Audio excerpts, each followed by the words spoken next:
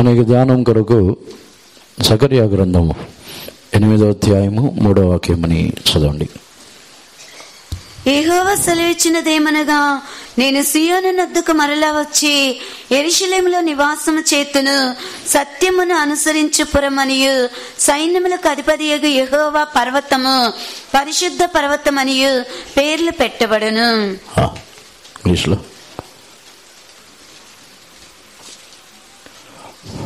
దేవునికి పరిశుద్ధ నామమునకు స్తోత్రం.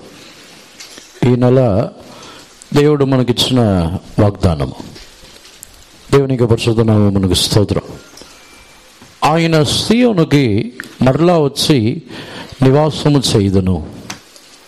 నేను సీయోనుకు వచ్చి మరలా నివాసము చేయుదునని చెప్పిన తర్వాత యెరూషలేము సత్యముని అనుసరించుచున్న పురమని, యెహోవా పర్వతము పరిశుద్ధ పర్వతము అని పేర్లు పెట్టబడును. దేవునికి పరిశుద్ధ నామమునకు స్తోత్రం.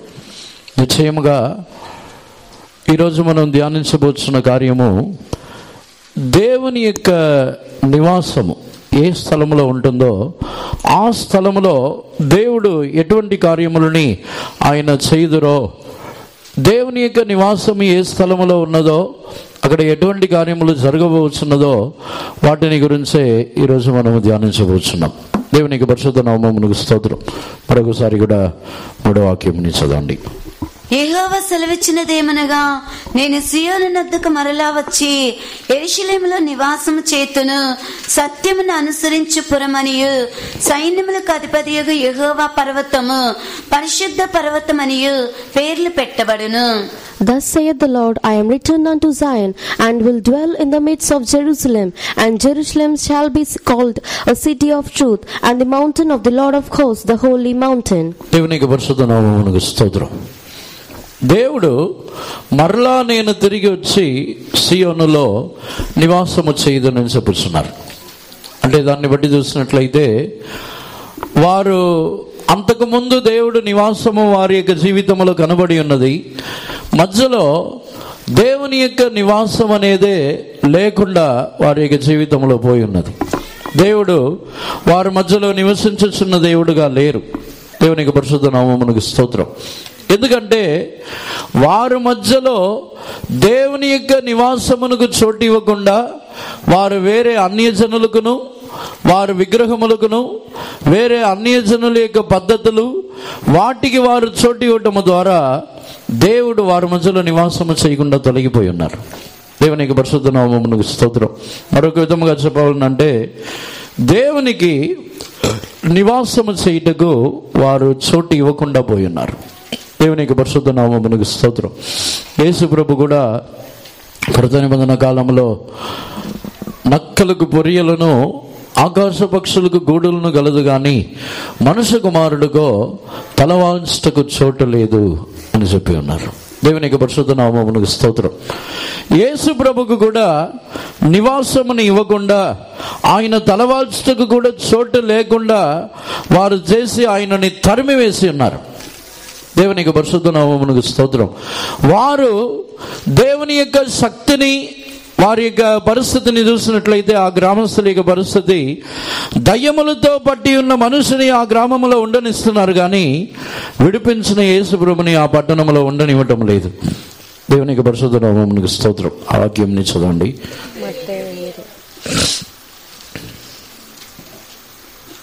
మత్తయి సువార్త 8వ అధ్యాయము 20వ వాక్యంని చదవండి. అందుకు యేసు నక్కలకు బొరియలను, ఆకాశ పక్షులకు నివాస స్థలములు కలవు గాని మనిషి కుమారునికి తలవాల్చుకొనుటకైనను స్థలము లేదని అతనితో చెప్పెను. 34వ వాక్యముని కూడా చదవండి. ఇదిగో ఆ పట్టణస్థులందరూ యేసుని ఎదుర్కొని వచ్చి ఆయనను చూచి తమ ప్రాంతములను విడిచిపొమ్మని ఆయనను వేడుకొనిరి. And Jesus saith unto him, The foxes have holes, and the birds of the air have nests, but the Son of Man hath not where to lay his head. And behold, the whole city came out to meet Jesus, and when they saw him, they besought him that he would depart out of their course. దేవునికి పరిశుద్ధ నామమునకు స్తోత్రం. ఈ గ్రామస్తుల యొక్క పరిస్థితిని చూస్తే దయ్యములతో పీడింపబడి దయ్యం పట్టిన వ్యక్తిని ఆ గ్రామంలో ఉండనిచ్చుచున్నారు. దయ్యం పెట్టిన వ్యక్తి అదే గ్రామంలో నివాసము చేయుచున్నాడు. అనేకులని బాధ పెట్టుచు, అనేకులని హింసించుచు అతను అనేకులని బాధ పెట్టుచున్నవాడై ఉన్నాడు. 28వ వాక్యము నుండి చదవండి. ఆయన అద్దరినున్న గదరేనీయుల దేశము చేరగా దయ్యములు పట్టిన 2 మనుషులు సమాధులలో నుండి బయలుదేరి ఆయనకు ఎదురుగా వచ్చిరి. వారు మిగుల ఉగ్రులైనందున ఎవడను ఆ మార్గమున వెళ్ళలేకపోయాను. వారు, ఇదిగో దేవుని కుమారుడా, నీతో And when he was come to the other side into the country of Gergesenes, there met him 2 possessed with devils, coming out of the tombs, exceeding fierce, so that no man might pass by that way. వారు మిక్కిలి ఉగ్రులైనందున ఆ మార్గంలో ఎవరునూ నడవలేకపోయి ఉన్నారు. కానీ ఆ దయ్యం పట్టిన వ్యక్తిని ఆ గ్రామంలోనే ఉంచి ఉన్నారు. అతడు మిక్కిలి ఉగ్రులు. కానీ యేసు ప్రభు వాటిలో నుండి విడిపించిన తర్వాత వారికి వచ్చి ఆ పందుల మందలో వారు ఆ దయ్యము వెళ్ళినందున ఆ పందుల మందలు అన్నీ నశించిపోయి ఉన్నది. వాటిని బట్టి వారికి ఆ నష్టముని సహించలేక వారు వెంటనే వారి యొక్క గ్రామం నుండి వెళ్ళిపోమంటున్నారు. దేవునికి పరిశుద్ధ నామమునకు స్తోత్రం. దేవుడు ఎందుకు ఒక చోట్ల నివాసము చేయలేకపోతున్నారంటే ఆయన తానే వెళ్ళిపోవటం లేదు. మనము ఆయనని మన మధ్యలో నివాసము చేయనివ్వకుండా మనము తరిమివేయుచున్నాం. మన మధ్యలో దయ్యం పట్టిన వ్యక్తి నివాసము చేయుటగా అనుమతించుచున్నాం. క్రూరమైన మనుషులు, క్రూరమైన స్వభావములు గలవారు కూడా మన మధ్యలో ఉండటానికి మనం అనుమతించి ఆ క్రూరమైన మనుషుల మార్గములలో వెళ్ళలేకపోయినా దానిని సహించుకొని ఓర్చుకొని మనము ఆ వ్యక్తిని ఉండనిచ్చుచున్నాము. కానీ యేసు ప్రభు మేలు చేసినప్పుడు ఉండనివ్వటం లేదు. భూమిలో సాధారణమైన ఈ శరీర ప్రకారమైన వస్తువులకు నష్టము కలిగిన వెంటనే దేవుని మనము ఉండనివ్వటం లేదు. మరలా ఎందుకు ఆయన నివాసము చేయాలని వచ్చుచున్నారంటే ఇశ్రాయేల్ జనులు కూడా శరీర ప్రకారమైన కార్యముల నిమిత్తము, శరీర ప్రకారమైన ఆశీర్వాదముల నిమిత్తము దేవుని వారు తరిమివేసి ఉన్నారు. వారి యొక్క వ్యాపారములను పెంచుకున్నట్టుకు దేవుడు వారితో ఉన్నట్లయితే వారి యొక్క వ్యాపారములను పెంచుకునలేరు. వారు విగ్రహములని పూజలు చేయొచ్చు. విగ్రహములతో సాంగత్యం చేసినప్పుడే వారి యొక్క వ్యాపారములను పెంచుకొనగలరు. దానిని బట్టి దేవుడు వారి యొద్ద నుండి తొలగిపోయి ఉన్నారు. దేవుని వారు తరిమివేసి ఉన్నారు. మన యొక్క జీవితం యొక్క పరిస్థితి ఏ విధముగా ఉన్నది?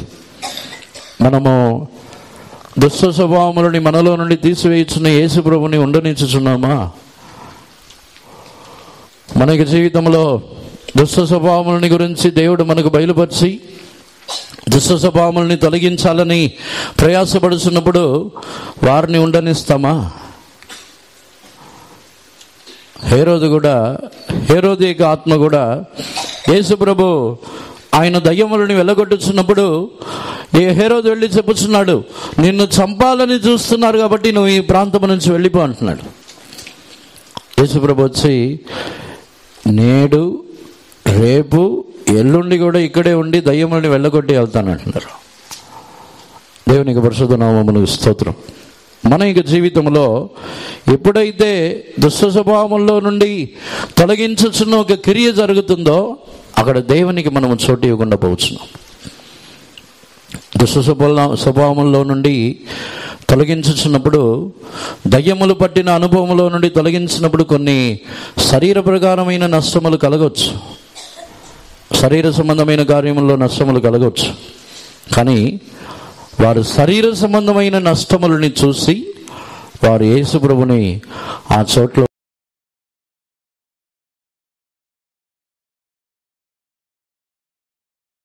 ఉండకుండా వెళ్ళగొట్టుచున్నారు. హేరోదు కూడా వెళ్ళగొట్టుచున్నాడు. దేవునికి పరిశుద్ధ నామమునకు స్తోత్రం. మరొకసారి కూడా జకరియా 8వ అధ్యాయం 3వ వాక్యమునకు మనలో వచ్చినట్లయితే చదవండి.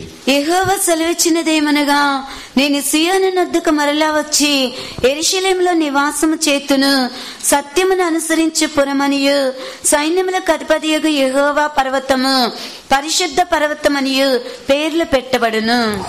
Thus saith the Lord, I am returned unto Zion, and will dwell in the midst of Jerusalem, and Jerusalem shall be called a city of truth, and the mountain of the Lord of hosts, the holy mountain.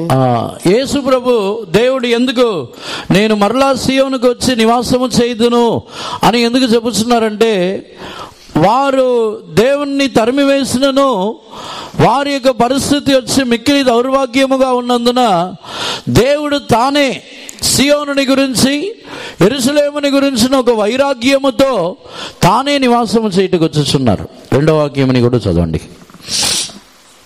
సైన్యములకు అధిపతియగు యెహోవా ఆజ్ఞ ఇచ్చినదేమనగా, మిగుల ఆసక్తితో నేను సీయోను విషయమందు రోషము వహించి ఉన్నాను, బహురౌద్రము గలవాడనై దాని విషయమందు నేను రోషము వహించి ఉన్నాను. Thus saith the Lord of hosts, I was jealous for Zion with great jealousy, and I was jealous for her with great fury. నేను మిగుల ఆసక్తితో సియోను విషయమై నేను రోషము వహించి ఉన్నాను, అందుకే నేనే వచ్చి అక్కడ నివాసము చేస్తానంటున్నారు.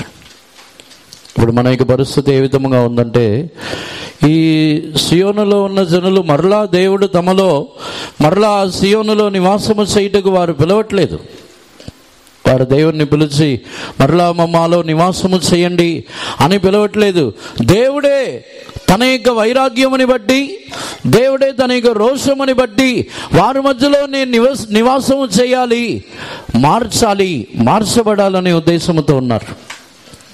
ఇప్పుడు మన యొక్క ఆత్మీయ జీవితం యొక్క పరిస్థితి ఈ వాగ్దానముని బట్టి మనము చూసినట్లయితే, దేవుడు మన మధ్యలో నివాసము చేయాలని కోరుకొనటం అనేది మన యొక్క వాంఛని బట్టి కాదు, మనము కోరుకొనుచున్న విధముగా కూడా కాదు. మన యొక్క జీవితంలో ఆయన మన మధ్యలో నివాసము చేయాలని మనము కోరుకోవటం లేదు.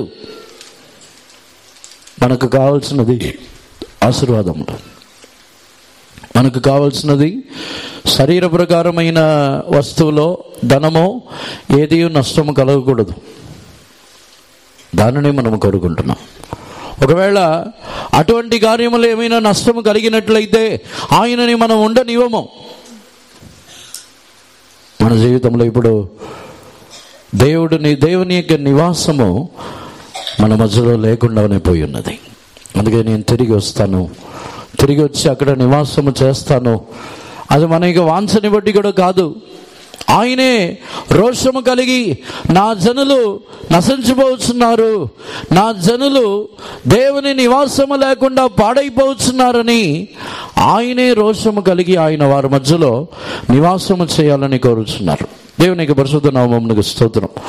దేవుడు నివాసము చేయుటకు ఆయన కొన్ని కార్యములని కోరుచున్నారు. ప్రకటన గ్రంథము 21వ అధ్యాయమునకు వచ్చినట్లయితే 3వ వాక్యముని చదవండి.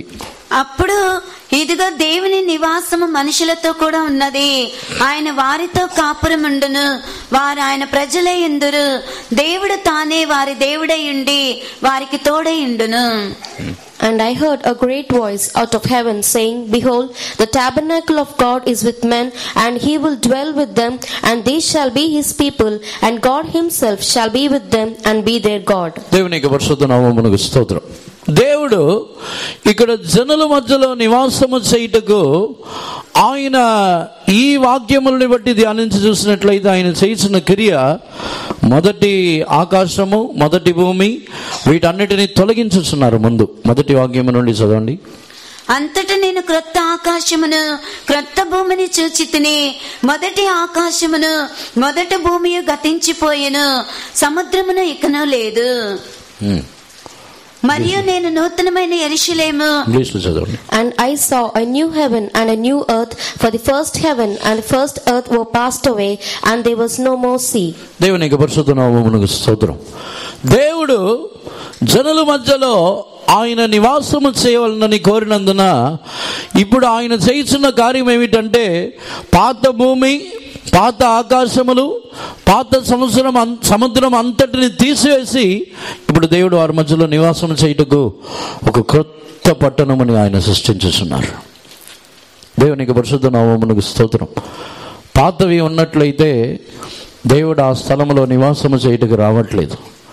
పాత భూమియో, పాత ఆకాశములో, పాత సముద్రమో ఇవి ఉన్నప్పుడు ఆ చోటుకు దేవుడు నివాసము చేయుటకు రావట్లేదు. అపోస్తలుడైన యోహానుకి దర్శనముని చూపించినప్పుడు పాతవి గతించిపోయి ఒక నూతనమైన యెరూషలేము పరలోకము నుండి దిగి వచ్చటమని తాను చూసిన తర్వాత ఆ దర్శనము తర్వాత చెప్పుచున్నారు. పరలోకము నుండి ఒక స్వరం వినబడి ఉన్నది, ఇదిగో నేను దేవుని జనుల మధ్యలో నివాసము చేయుదును. దేవుడు తానే ఆయన నివాసము చేయవలనని కోరినప్పుడు ఆయన చేయుచున్న ఆయన యొక్క రోషముని బట్టి, ఆయన యొక్క వైరాగ్యముని బట్టి చేయుచున్న కార్యం ఏమిటంటే మనలో ఉన్న పాత వాటిని ఆయన తీసివేస్తున్నారు. మనలో ఉన్న పాత లోక సంబంధమైన కార్యములు, మన యొక్క జీవితంలో ఉన్న ఆకాశ సంబంధమైన కార్యములైనను, పాత తలంపులు, పాత ఆలోచనలు, పాత ఆత్మీయ అనుభవములు అన్నీ మార్చి ఒక నూతనమైన ఆత్మీయ జీవితమని దేవుడు మనకి ఇచ్చుచున్నారు. చాలామంది పాత ఆత్మీయ జీవితంలోనే తృప్తి చెంది ఉన్నారు. పాత వాటిలో నేను ఇలా ప్రార్థన చేసేవాడిని, నేను ఇలా దేవుని కొరకు శ్రమపడిన వ్యక్తిని, నేను ఇలా బైబిల్ చదివేవాడిని, అప్పుడు నేను ఇలా ఉండే వ్యక్తిని. పాత వాటిలోనే తృప్తి చెందుతున్నారు. పాత వాటిలోనే తృప్తి చెందితే దేవుడు నివాసం చేయటకు రారు. ఆ పాత వాటిని దేవుడు తీసివేస్తున్నారు. దేవునికి పరిశుద్ధ నామమునకు స్తోత్రం. పాత భూమి, పాత ఆకాశం, పాత సముద్రం మూడును తొలగిపోవాలి. సముద్రం వలన, ఆ పాత సముద్రం వలన నీళ్లతో నుండి జీవులన్నీ బ్రతికి ఉండవచ్చు. కానీ ఇప్పుడు ఆ సముద్రము లేదు. ఆ సముద్రముని తీసివేసి దేవుని ఆలయములో నుండి ఒక క్రొత్త నదిని ఆయన బయలుదేరి రానిచ్చుచున్నారు. మన యొక్క జీవితంలో కూడా లోకములో అందరితో కలిసి జీవించుచున్న జీవితము కాదు. దేవుడు నూతన కార్యమని మన మధ్యలో నివాసము చేయటకు ఆయన చేయుచున్న కార్యం వచ్చి ఆయన పరిశుద్ధాత్మ అనే నదిని మనలో ప్రవహింపజేసి మన యొక్క జీవితంలో ఆయన మన మధ్యలో నివాసము చేయుచున్న వారుగా మారుచున్నారు. నేను మరలా వచ్చి సియోనులో నేను నివాసము చేయుదును. దేవుడు నివాసము చేయుటకు ఆయన చెప్పుచున్న కార్యము, ఆయన ఎదురు చూచుచున్న కార్యం ఏమిటంటే పాతవి తొలగిపోయి, రెండో వాక్యములో మనము చదువుతున్నప్పుడు ఆ నూతన యెరూషలేము తన యొక్క భర్త కొరకు అలంకరింపబడినదిగా దిగి వచ్చుచున్నది. చదవండి. మరియు నేను నూతనమైన యెరూషలేము అను ఆ పరిశుద్ధ పట్టణము తన భర్త కొరకు అలంకరింపబడిన పెండ్లి కుమార్తె వలె సిద్ధపడి పరలోకమందున దేవుని యొద్ద నుండి దిగివచ్చుట చూచితిని. And I, John, saw the holy city, New Jerusalem, coming down from God out of heaven, prepared as a bride adorned for her husband. దేవునికి పరిశుద్ధ నామమునకు స్తోత్రం. దేవుని నివాసము అక్కడ ఉండు నిమిత్తము, రెండవదిగా మన యొక్క జీవితంలో దేవుడు ఎదురు చూస్తున్న కార్యము, భూమిలో ఏ మనుషుల కొరకు జీవించినను దేవుడు మన మధ్యలో నివాసం చేయలేరు. మన జీవితం మారటమో, మన యొక్క జీవితంలో చేస్తున్న ఏ మేలైన కార్యములైనను ఏదైనాను సరే ఏ మనుషుల కొరకును మనం చేయవలసిన అవసరం లేదు. ఆ భార్య తన యొక్క భర్త కొరకు అలంకరించబడిన పెళ్లి కుమార్తె వలె ఉన్నది. భర్త కొరకు మాత్రమే సిద్ధపరచబడుతుంది. ఎవరి యొక్క జీవితంలో ఆయన వైరాగ్యముతో, రోషముతో చేసిన క్రియ ఏమిటంటే, ఇంతవరకు మనం అనేక మనుషుల కొరకు జీవించి ఉంటాం. వారు ఏమనుకుంటారు, వీరేమనుకుంటారు, వారిని ఎలా ప్రియపరచాలి, ఎలా ప్రీతికరముగా ఉండాలి, వారికి ఇష్టముగా నేను ఎలా ఉండాలి, వీరికి ఇష్టముగా ఉండాలని మనం పలు రకములుగా ప్రయాసపడి ఉంటాం. అప్పుడు దేవుడు మన మధ్యలో నివాసము చేయరు. ఆయన నివాసము చేయుటకు రావాలనంటే ఆయనే చెప్పుచున్నారు, నేను వారి మధ్యలో దేవుని ఉండి నేను వారి మధ్యలో నివాసము చేయుదును. ఎప్పుడంటే ప్రతి ఒక్కరు కూడా భర్త ఆ పెళ్లి కుమారుడైన యేసు ప్రభు కొరకు తమ యొక్క జీవితముని సమర్పించుకొని ఆయన నిమిత్తమే జీవితమని మార్చుకొనినప్పుడు యేసు ప్రభు నిమిత్తమే సేవ చేయాలి. ఎవరి కోసం చేయాల్సిన అవసరం లేదు. యేసు ప్రభు నిమిత్తమే పని చేయాలి, శ్రమ పడాలి. యేసు ప్రభు నిమిత్తమే సహించాలి. యేసు ప్రభు నిమిత్తమే స్వభావములని మార్చుకోవాలి. యేసు ప్రభు నిమిత్తమే జీవితంలో మనము మన యొక్క జీవితంలో ఉన్న ప్రతి వాటిలోనూ యేసు ప్రభు నిమిత్తమే చేయాలి, మనుషుల నిమిత్తము కాదు. తనకి భర్త కొరకు అలంకరించబడిన పెళ్లి కుమార్తె, భర్త కొరకు మాత్రమే జీవించుచున్న జీవితం అది. యేసు ప్రభు దేవుడే ఆయన మన మధ్యలో నివాసము చేయ నిమిత్తము మనల్ని ఆ విధముగా మార్చుచున్నారు. ఎందుకంటే దేవుని యొక్క నివాసం ఉన్న తన యొక్క సొంత జనులు ఇశ్రాయేలు జనులు వారి యొక్క జీవితంలో చూసినట్లయితే వారు దేవుని కొరకు జీవించటమని మానివేసి మనుషుల కొరకు, వారి కొరకు, వీరి కొరకు జీవించటమని ప్రారంభించిన తర్వాత దేవుడు వారి మధ్యలో లేకుండా పోయి ఉన్నారు. వారి మధ్యలో నుండి తొలగిపోయి ఉన్నారు. మనం ఎప్పుడైతే దేవుని కొరకు యేసు ప్రభు నిమిత్తము జీవించుచున్న జీవితమని మానివేసి మనుషుల కొరకు మనము జీవితమని మార్చుకొనుచున్నప్పుడు దేవుని నివాసము ఉండదు, దేవుని నివాసము తొలగిపోతున్నది. దేవుడు మన మధ్యలో నివాసము చేయ నిమిత్తము ఆయన కొరకు మాత్రమే జీవితమని మార్చుకోవాలి. ఆయన కొరకే మనల్ని తగ్గించుకోవాలి, ఆయన కొరకే మనల్ని సమర్పించుకోవాలి. దేవునికి పరిశుద్ధ నామమునకు స్తోత్రం. అప్పుడే ఆయన మన మధ్యలో నివాసము చేయుచున్న వారై ఉంటారు. అటు తర్వాత కొరింథీయులకు రాసిన పత్రికలో మనం వచ్చినట్లయితే 2 కొరింథీ 6వ అధ్యాయంలో చివరి వాక్యంలో చదువుతున్నప్పుడు 16వ వాక్యంని చదవండి.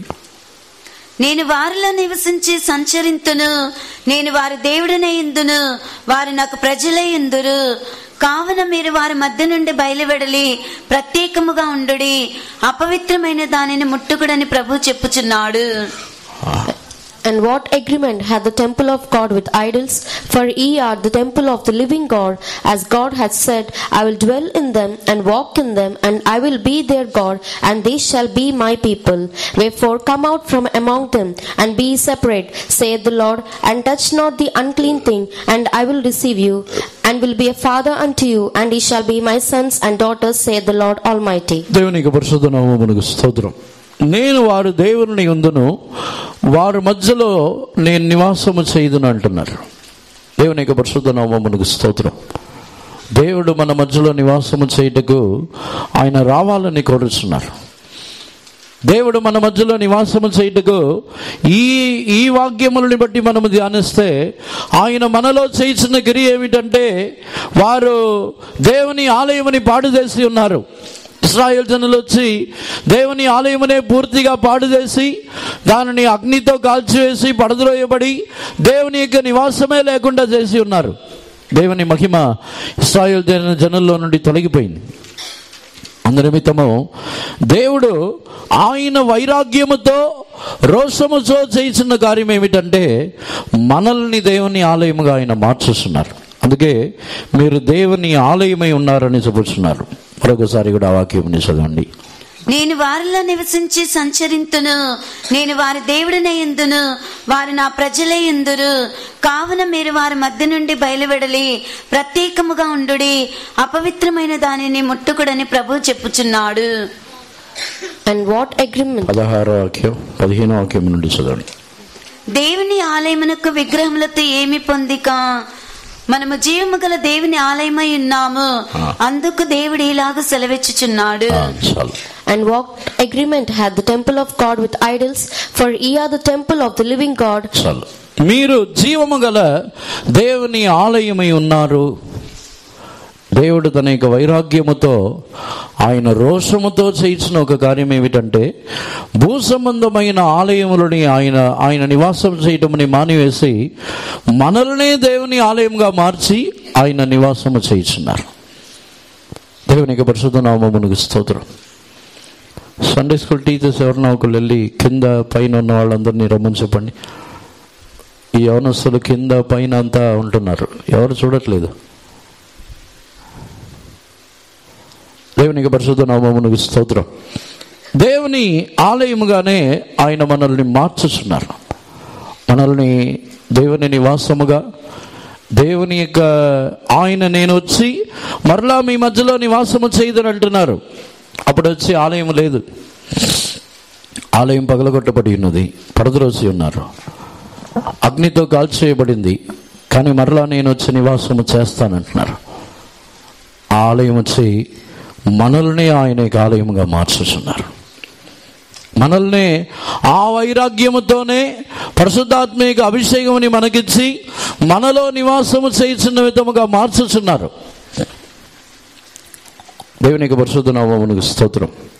ఆ విధముగా మార్చుటకే ఈ కొరింథీయులకు రాసిన పత్రికలో మనం చదువుతున్నప్పుడు వారికి విగ్రహమునకును ఆలయమునకును సంబంధము లేదు, మీరు దేవుని ఆలయమై ఉన్నారు కనుక విగ్రహముతో సంబంధముగా ఉండవద్దు అంటున్నారు. ఏ విధమైన విగ్రహమునకును మనము సంబంధపడకుండా, విగ్రహ సంబంధమైన పూజలో, విగ్రహ సంబంధమైన ఆచారములో, అలవాట్లో, దానిలో మనం పాలు పొందకుండా మనమే దేవుని ఆలయమై ఉండాలి. మనలో దేవుడు నివాసము చేయ నిమిత్తం. దేవునికి పరిశుద్ధ నామమునకు స్తోత్రం. 17వ వాక్యం 18వ వాక్యముని కూడా చదవండి. మరియు నేను మిమ్మల్ని చేర్చుకుందును, మీకు తండ్రినే ఇందును, మీరు నాకు కుమారులను కుమార్తెలే ఇందురని సర్వశక్తి గల ప్రభు చెప్పుచున్నాడు. Wherefore come out from among them, and be ye separate, saith the Lord, and touch not the unclean thing, and I will receive you, and will be a father unto you, and ye shall be my sons and daughters, saith the Lord Almighty. దేవునికి పరిశుద్ధ నామమునకు స్తోత్రం. దేవుడు ఎప్పుడైతే తన యొక్క జనుల మధ్యలో నివాసము చేయుటకు ప్రారంభించుచున్నారో దానికి తర్వాతనే ఆయన వారికి తండ్రిగా మారుచున్నారు. దానికి తర్వాతనే మనం ఆయనకు కుమారులుగా కుమార్తెలుగా మారుచున్నాం. దేవుడు 16వ వాక్యంలో వచ్చి నేను వారి మధ్యలో నివాసము చేయుదును, వారి దేవుణ్ణి ఉందునని చెప్పుచున్నారు. కానీ అదే దేవుడు తండ్రిగా మార్చబడవాలంటే వారి మధ్యలో నుండి బయటకు రావాలి. వారి మధ్యలో నుండి బయటకు వచ్చి అపవిత్రమైన దానిని ముట్టకుడి, ఈ బంధువుల యొక్క ఆచారములు, రక్త సంబంధులు వారితో కలిసి వారి యొక్క మాటలని బట్టి చేయాలని కోరుకున్నట్లయితే ఆయన దేవుడుగా ఉన్న దేవుడు ఆయన తండ్రిగా మారరు.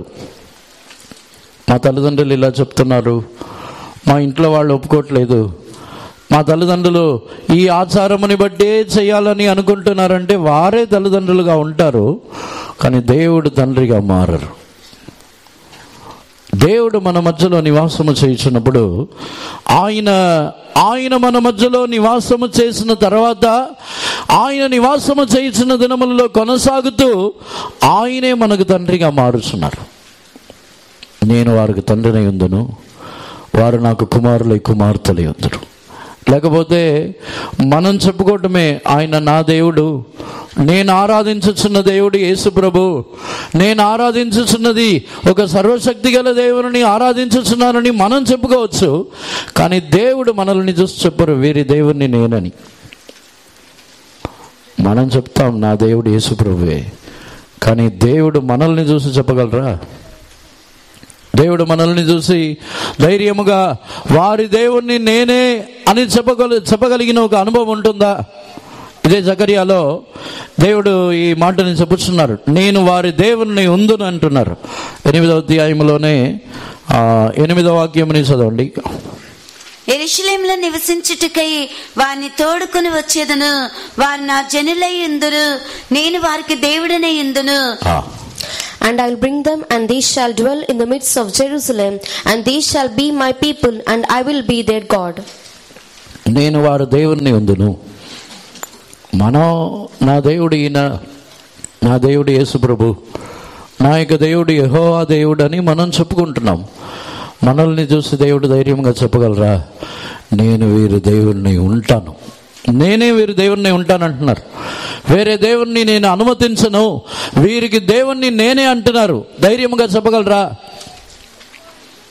హెబ్రీయులకు రాసిన పత్రికలో చదివితే 11వ అధ్యాయంలో వారి దేవుణ్ణి అనిపించుకొనుటకు ఆయన సిగ్గుపడలేదంట. 11వ అధ్యాయంలో చదవండి. అయితే వారు మరి శ్రేష్టమైన దేశమును అనగా పరలోక సంబంధమైన దేశమును కోరుచున్నారు. అందుచేత తాను వారి దేవుడిని అని అనిపించుకొనుటకు దేవుడు వారిని గురించి సిగ్గుపడడు. But now they desire better country, that is an heavenly. Wherefore God is not ashamed to be called their God, for he hath prepared for them a city. వారు పరమ దేశము, వారు ఈ భూ సంబంధమైన దేశము కాదు కానీ వారు పరలోక రాజ్య సంబంధమైన దేశమని వాంఛించుచున్నారు కాబట్టి వారు దేవుణ్ణి అనిపించుకున్నట్టుకు నేను సిగ్గుపడను అంటున్నారు. ప్రకటన గ్రంథంలో కూడా అదే కార్యమే. ఈ భూమి కావాలి, ఈ ఆస్తులు కావాలి, ఈ ఐశ్వర్యము కావాలి, దీని కొరకు ఎంత పోరాటమైనను మనము చేయాలని అనుకున్నట్లయితే మన దేవుడని ఆయన చెప్పలేరు. పాత భూమి గతించిపోవాలి, పాత ఆకాశములు గతించిపోవాలి, పాత సముద్రములు గతించిపోవాలి, పాతవి ఈ భూ సంబంధమైన ఆస్తులు ఐశ్వర్యములు ఏది వద్దు, నా జీవితంలో ఈ పాత ఆస్తులు ఇవి ఏది వద్దు అనే ఒక తలంపుకు వచ్చినప్పుడే ఆయన మనల్ని చూసి వీరి దేవుణ్ణి నేనని అంటారు. నేను వారి మధ్యలో నివాసము చేయుదును, వారి మధ్యలో నివాసము చేసి వారి మధ్యలోనే నేను సంచరించదునని చెప్పుచున్నారు. దేవునికి పరిశుద్ధ నామమునకు స్తోత్రం. దేవుడు మనల్ని చూసి వీరి దేవుణ్ణి నేను అని చెప్పగలరా? మనల్ని చూసి ఆయన మన యొక్క దేవుడు అని చెప్పాలంటే మనం అన్యులము పరదేశులమై మారాలి. వారిని చూసే ఆయన నేను వీరి దేవుణ్ణి, వీరి మధ్యలో నేను నివాసము చేయుదును, వీరు నా ప్రజలే అందరూ, వీరి మధ్యలోనే నేను నివాసము చేయుదును. ఈరోజు మన జీవితంలో దేవుని నివాసం మన మధ్యలో ఉన్నదా? దేవుడు మరలా ఆయన మన మధ్యలో నివాసము చేయాలని కోరుచున్నారు. దానికే ఆయన మనల్ని దేవుని ఆలయముగా మార్చుతున్నారు. అది భూ సంబంధమైన ఆలయం కాదు. భూమిలో ఆస్తుల ఐశ్వర్యములు కావాలని, భూమిలో నిరంతరముగా ఒక జీవితమని నేను చేయుదునని ఇలా అనుకొనిచున్న వారి జీవితంలో వారు దేవుని ఆలయంగా మార్చబడలేరు. వారు దేవుని ఉందునని పరలోక రాజ్యముని గురించిన ఒక వాంఛతో జీవించుచున్న వారిని గురించే వారు దేవుని నేను ఉందునని చెప్పుచున్నారు. దేవునికి పరిశుద్ధ నామమునకు స్తోత్రం. అటు తర్వాత ప్రకటన గ్రంథం 3వ అధ్యాయమునకు వచ్చినట్లయితే అక్కడ తానే వచ్చి నివాసము చేయాలని కోరుచున్నారు. 3వ అధ్యాయము 20వ వాక్యముని చదవండి. ఇదిగో నేను తలుపునొద్ద నిలుచుండి తట్టుచున్నాను. ఎవడైనా నా స్వరము విని తలుపు తీసిన ఎడల నేను అతని యొద్దకు వచ్చి అతనితో నేనును నాతో కూడా అతడును భోజనము చేయుదును. Behold, I stand at the door and knock. If any man hear my voice and open the door, I will come in to him and will sup with him and he with me. ఇదిగో నేను తలుపు యొద్ద నుండి తలుపు తట్టుచున్నాను. ఒకడు తీసిన ఎడల వానితో పాటు నేను భోజనము చేయుదును అంటున్నారు. ఈ తలుపు తట్టడం అంటే అర్థం ఏంటి? తలుపు తట్టడం అంటే దానికి ముందు ఉన్న వాక్యముని చదివితే మనల్ని శిక్షించినప్పుడు దానిని అంగీకరించడమే తలుపు తీయటం. చదవండి. నేను ప్రేమించి వారిని అందరినీ గద్దించి శిక్షించుచున్నాను గనుక నీవు ఆసక్తి కలిగి మారు మనసు పొందుము. As many as I love, I rebuke and chasten. Be jealous therefore and repent. దేవునికి పరిశుద్ధ నామమునకు స్తోత్రం. నేను ప్రేమించుచున్న వారిని శిక్షించుచున్నాను. ఆ ప్రేమే దేవుని యొక్క వైరాగ్యం, అదే ఆయన యొక్క ఆసక్తి. ఆ ప్రేమని బట్టి నేను ప్రేమించుచున్న వారిని శిక్షించుచున్నాను. నీవు జాగ్రత్త పడి మారు మనసు పొందుము. తలుపు తట్టడం అంటే దేవుడు ఏదో నేను లోపలికి వస్తాను, ప్రవేశిస్తాను, హృదయముని తెరవండి. హృదయముని తెరవటము, తలుపు తెరవటం అంటే దేవుని యొక్క శిక్షని అంగీకరించటం. దేవుడు మన యొక్క జీవితంలో ఏమైనా కొరతలు బలహీనతలు వచ్చినప్పుడు, దేవుడు మనల్ని శిక్షించినప్పుడు దానిని అంగీకరించాలి. అంగీకరించటమే తలుపు తీయటము. ఎవరైతే దేవుని యొక్క శిక్షని అంగీకరించుచున్నారో వారితో దేవుడు నివాసము చేయుదురు. దేవుడు వారితోనే నివాసం చేస్తారు. యేసు ప్రభు ఎక్కువగా యోహాను, పేతురు, యాకోబుతోనే ఎక్కువగా ఉన్నారు. యేసుప్రభు వేరే వారితో ఎక్కువగా లేరు. దాని కారణమని చూసినట్లయితే అందులో కొందరు శిక్షని అంగీకరించని వారు గద్దింపుని అంగీకరించని వారు. గద్దించబడినప్పుడు, శిక్షింపబడినప్పుడు అంగీకరించకపోతే దేవుడు వారి మధ్యలో నివాసము చేయట్లేదు. నేను సియోనుకు తిరిగి వచ్చి నివాసము చేస్తానంటున్నారు. తిరిగి వచ్చి నివాసము చేయుటకు ఆయన వైరాగ్యముతో చేయించిన ఒక క్రియ ఏమిటంటే మనల్ని శిక్షించుచున్నారు. ఈ లవదికీయ సంఘముని ఆయన శిక్షించుచున్న కారణమని మనం చూసినట్లయితే వారు నిలువెచ్చని పరిస్థితుల్లో ఉన్నారు. వారి ఎదుగుదల లేదు. వారి యొక్క ఆత్మీయ జీవితంలో ఎదుగుదల అనేదే లేదు. ప్రారంభంలో ఎప్పుడో వారు మంచి ఆత్మీయ జీవితం చేసిన వారే. ప్రారంభంలో వచ్చి వారు దృష్టి కలిగి ఉన్నదని, ప్రారంభంలో వస్త్రముతో ఉన్నారని, ప్రారంభంలో ధనవృద్ధి చేసుకొని ఉన్నారని, ప్రారంభంలో ఒక మంచి జీవితం ఉంది. కానీ అదే పరిస్థితుల్లో ఆగిపోయారు. అందుకే వారికి చెప్పుచున్నారు, నా యొద్దకు వచ్చి అవన్నీ కొనుక్కోమంటున్నారు. శిక్షించి వారిని మార్చాలని కోరుచున్నారు. ఇంకా అదే పరిస్థితిలోనే ఉండవద్దు, శిక్షించి మార్చవాలని కోరుచున్నారు. మనకు కూడా పిల్లలు చిన్నతనంలో వారికి ఇచ్చే డబ్బులు, వారి యొక్క దృష్టి, వారి యొక్క వస్త్రములన్నీ కూడా ఒక కొలత ప్రకారంగా ఉంటుంది. కానీ అదే కొలతతో ఎదిగిన తర్వాత అదే వస్త్రము, అదే ధనముతో ఉండాలంటే ఒప్పుకుంటామా? ఇంకా ఎదగాలి, ఇంకా సంపాదించాలి, ఇంకా మంచి వస్త్రముని ధరించుకోవాలని ప్రయాసపడమా? ఈ లవదికీయ సంఘం యొక్క పరిస్థితి కూడా అదే. ప్రారంభంలో బాగానే ఉన్నారు, కానీ వారి జీవితంలో అదే అనుభవంలో ఆగిపోయారు. ఈ రక్షణ చాలు, ఈ బాప్తిసం మీకు అనుభవం చాలు, ఈ అభిషేకం మీకు అనుభవం చాలు, ఈ వరములు పొంది ఉన్నాము, ఇంత చాలు, ఇంతవరకు ప్రార్థన చేస్తున్నాం, ఇంతవరకు చాలు, ఇంకా మించిపోవద్దని అనుకున్నారు. అందుకే వారే అలా అనుకుంటున్నారు. 17వ వాక్యంని చదవండి. నీవు దౌర్భాగ్యుడవును, దిక్కుమాలిన వాడవును, దరిద్రుడవును, గ్రొడ్డివాడవును, దిగంబరుడవునై ఉన్నావని ఎరుగక నేను ధనవంతుడును, ధనవృద్ధి చేసి ఉన్నాను, నాకేమీ కొదువలేదని చెప్పుకొనుచున్నావు.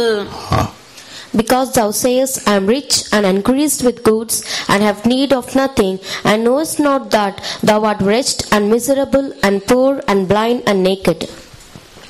ఆత్మీయ జీవితంలో పొందుతున్న తృప్తి, ఆత్మీయ జీవితంలో ఇంతకుముందు నేను బాగానే ఉన్నాను, ఇంతకుముందు చాలా కష్టపడ్డాను, ఇంతకుముందు బాగా ప్రార్థన చేశాను, అంతటితో ఆగిపోయి ఉన్నాం కదా. ఆత్మీయ జీవితం అనేది బలము నుండి బలం పొందుతున్న అనుభవం. ఆత్మీయ జీవితము కృప నుండి కృప పొందుతున్న అనుభవం. ఆత్మీయ జీవితంలో వచ్చి ఇంకా ఆత్మ ఒక ఉన్నతములో నుండి ఇంకనూ ఉన్నతమైన అనుభవమునకు వెళుతున్న అనుభవం. ఆ దేవుని నివాసం మన మధ్యలో ఉండాలి. దేవుని నివాసము మన మధ్యలో ఉన్నట్లయితే అప్పుడు యేసు ప్రభు చెప్పుచున్నారు, నేను ఇదిగో తలుపు తట్టుచున్నాను, తలుపు తీసిన ఎడల నేను వచ్చి నీతో భోజనము చేస్తానంటున్నారు. జయించిన వానని నాతో కూడా నేను సింహాసనములో కూర్చుండబెట్టుదును. వారు జయించాల్సిన కార్యం ఏమిటంటే ఆత్మీయ జీవితంలో తృప్తి పొంది ఇది చాలు అని అనుకొనిన కార్యముని జయించి ఇంకా ముందుకు సాగేవారుగా వారు మారాలి. అదే వారు పొందుతున్న జయం. గద్దింపుని అంగీకరించి, శిక్షని అంగీకరించి మారుచున్న మార్పే వారు పొందుతున్న జయం. దేవునికి పరిశుద్ధ నామమునకు స్తోత్రం. మనలో ఆయన మన మధ్యలో నివాసము చేయాలి. నేను సియోనుకు మరలా వచ్చి వారి మధ్యలో నేను నివాసము చేయదనని చెప్పుతున్నారు. ఒకసారి అందరినీ కూడా కన్నులు మూసుకున్నదము. మన యొక్క ఆత్మీయ జీవితంలో దేవుడు మన మధ్యలో నివాసము చేయుచున్నారా? కానీ దేవుడు తన యొక్క ఆసక్తిని బట్టి, రోషముని బట్టి ఆయన చెప్పుచున్నారు. మనము ఈ దినముల్లో దేవుడు మన మధ్యలో నివాసము చేయాలని కోరుకోవట్లేదు. మనం వచ్చి దేవుడు నివాసము చేయకపోయినా మనకు లాభము కావాలి. దేవుడు నివాసము చేయకపోయినా మన యొక్క రక్త సంబంధాలు అందరూ మనకు కావాలి. మన జీవితంలో ఆచారములు, రక్త సంబంధాలు వారితోనే నివాసము చేయాలని కోరుచున్నాము, కానీ దేవుడు మన మధ్యలో నివాసము చేయాలని వాంఛ మనలో లేదు. కానీ దేవునికి ఎందుకు వైరాగ్యము, ఎందుకు ఆసక్తి, ఎందుకు ఆ రోషం అంటే, ఈ విధముగానే ఉంటే తన యొక్క జనులు నశించిపోదురు, అలాగే ఉంటే వారు పూర్తిగా నాశనమునకు వెళ్ళుదురు. అందుకే దేవుడు తానే రోషము గలవారై తానే దిగి వచ్చి ఉన్నారు. రోషము గలవారై తానే తన యొక్క జనుల మధ్యలో నివాసము చేయాలని కోరుచున్నారు. యేసు ప్రభువుకి తలవాల్చుటకు చోటు లేదని ముందే తెలుసు, కానీ వైరాగ్యంతో వెళ్ళుచున్నారు. ధోనిలో వెళ్ళినప్పుడు అలలు, తుఫాను, అన్ని గాలి అన్ని వీచిన వైరాగ్యముతో వెళ్ళి ఆ దయ్యముని వెళ్ళగొట్టే వెళ్తానంటున్నారు. ఒకవేళ మనకు ముందే తెలిసి ఉండొచ్చు, ముందే ఇక్కడ మనకు నివాసము లేదు, ఇక్కడ నుండి మనల్ని తరిమివేయుదురు అని మనకు ముందే తెలిసి ఉండవచ్చు, కానీ అయినా దేవుడు తన యొక్క వైరాగ్యముని బట్టి ఆయన క్రియ చేసిన దేవుడు ఈరోజు మన మధ్యలో ఆయన నివాసము చేయాలని కోరుచున్నారు. అందరిని సమర్పించగలుగుదాము. మన మధ్యలో ఆయన నివాసము చేసిన ఎడల నిశ్చయముగా మనకు గొప్ప ఆశీర్వాదం ఉంటుంది. ప్రకటన గ్రంథం 21వ అధ్యాయము 3వ వాక్యము 4వ వాక్యముని చదివినప్పుడు, ఆయన మన మధ్యలో నివాసము చేసిన తర్వాతనే కన్నీళ్లు తుడవబడుచున్నది. ఒకసారి మరలా చదవండి.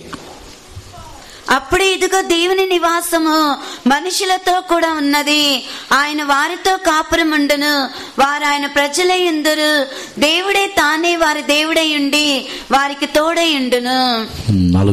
ఆయన వారి కన్నుల ప్రతి బాష్ప బిందును తుడిచివేయును, మరణము ఇక ఉండదు, దుఃఖమైనను ఏడ్పైనను వేదన అయినను ఇక ఉండదు, మొదటి సంగతులు గతించిపోయినని సింహాసనములో నుండి వచ్చిన గొప్ప స్వరము చెప్పుట వింటిని.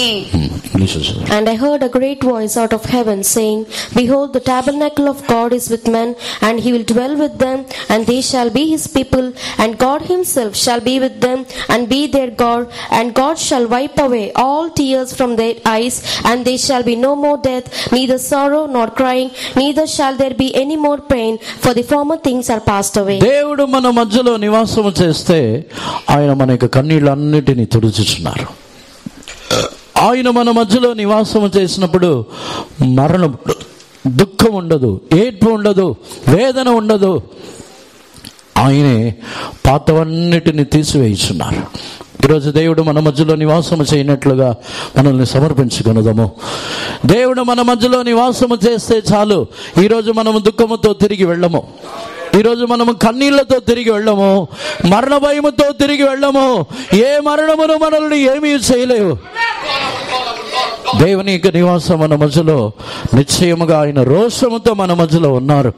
మనతోనే నివాసము చేయాలని కోరి ఉన్నారు. ఈరోజు దేవుడే తన యొక్క రోషముని బట్టి మనల్ని దేవుడు ఇక్కడికి తీసుకుని వచ్చి ఉన్నారు. మనం ఏదో పెద్ద దేవుని సన్నిధానముని వాంఛించేవారమని అనుకోవద్దు. మనం కూడా నిర్లక్ష్యముతో, నేరసలి, మనము సొమసిలిపోయి నిర్విచారముతో ఉన్నవారమే. కానీ దేవుని ఆసక్తి మనల్ని తీసుకుని వచ్చి ఉన్నది. ఎందుకంటే ఆయన యొక్క నివాసం మనలో ఉండాలని. వేరే ఎవరిను, సాధారణుడు మన మధ్యలో నివాసము చేయకూడదు, వేరే అన్య జనులు నివాసము చేయకూడదు. దేవుడే మనతో నివాసము చేయాలని కోరుచున్నారు. ఆయన మరలా వచ్చి సియోనులో నివాసము చేయుదురు. మన మధ్యలో నివాసము చేయనట్లుగా అందరిని సమర్పించుకొని దేవుని స్తోత్రించదము.